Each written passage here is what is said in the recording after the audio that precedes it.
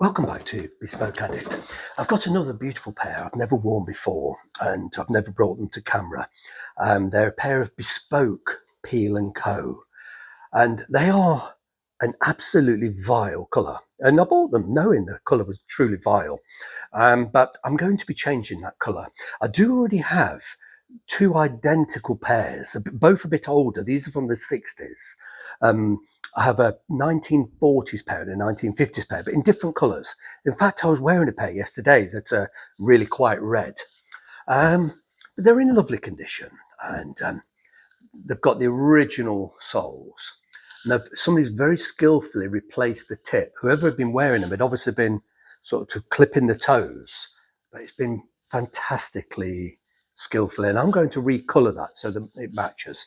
And I have had a replacement heel top, which isn't a bespoke heel. It's a ready-to-wear heel. It has the rubber that comes all the way around here with a leather veneer. Whereas a bespoke heel is solid leather, and the rubber tends to just mitre underneath, and it finishes there. It doesn't come all the way through, but never mind, I'll leave that. But they do have the bespoke Peal sort of stamps, and they fit me pretty well. They're a bit wrinkled. I'm going to put tight trees in them, and I'm going to strip all of this colour off. It's vile, and they've been polished with that. You can pretty much scratch it off. Not a lot, but at some point they've had that horrible polish that you just wipe it on wet and leave it to dry. It goes on like a liquid, and I'm scratching it off here. Yeah. Yeah, it's definitely had that. It's not like a traditional wax where you rub it on and buff it up. It's like it's on a sponge, and you wipe it on wet and then just leave it to dry, and then that's it. But I'm going to clean them extensively with alcohol and deliberately strip the colour out. And I'm going to strip the colour till they'll probably be lighter than these. And I'm going to try and achieve a colour similar to these 1960s George Cleverly. When you look at the two together, they're quite sort of similar colours, but that just looks so much nicer. And that will be the sort of colour we'll achieve on these Peal Co. Yeah, it's only a subtle difference, but there will be a difference, and they'll be wearable. I wouldn't wear those in that colour. It's vile. It's just a ghastly, uninspiring, nasty-looking colour. These are beautiful shoes, but they look cheap and awful with that vile polish. But if I get to finish like this, and that is not polished, that's just the skins in bare, they're having new heels, they're having a lot of work, but there's no polish on these, not even adding a moisturiser, but these will be staggering when they're finished. And these, quite frankly, will have a similar effect. And I'm going to be keeping them. There's a little bit of damage to the heel, so I'll split the stitching all the way around, and I'll do what I always do, and I will glue fine chamois leather on the inside. Stitch all that, stitch that back together through the original holes, and then I'll recolor them. So yeah, the skin's definitely torn, and it's happened on this one too. It looks horrendous, but once it's what they tend to do in cobbler shops, they put a patch on the inside and they just run it through the stitcher. Quite frankly, it's a waste of time, because the skin itself that's ruptured doesn't have a repair.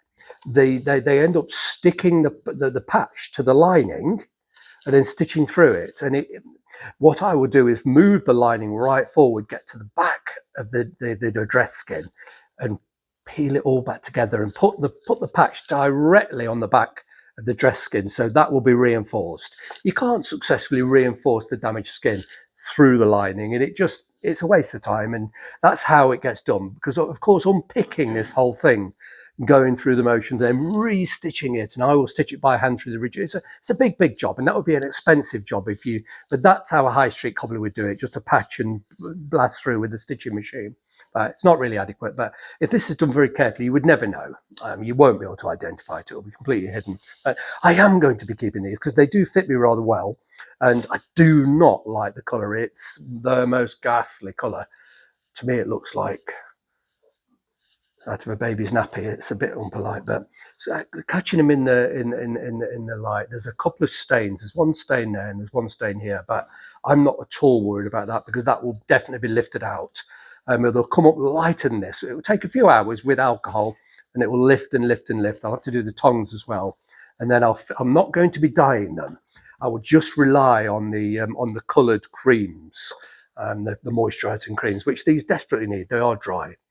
But that's a pair that I'm going to be keeping, and I'll then have 3 identical shoes in 3 different pairs. But they're lovely. But yeah, no, these are staying. They're not being sold. But I can't possibly consider wearing them like this. It's just a vile colour that I just could. I've had them a while, but I'm not. I've never worn them or photographed them because they just look so unpleasant in that colour when you compare to just a different colour. And then once again, these are a similar colour, but they're just the patina of age, and that's a genuine patina. These are 1968. That colour's sort of happened with time. They were originally quite pale like these, and with polishing with time, they've sort of darkened. But I'm keeping the natural patina. They are how they came out of John Lobb in the 1970s. They've not been worn really or polished. They've not changed. So, and these will be a combination very similar to the 68 George Cleverley. They will be glorious. And of course, I'm keeping the 68 Clevy as well. So I'll have two pairs of shoes that'll almost be the same colour, but as you can see, completely different styling.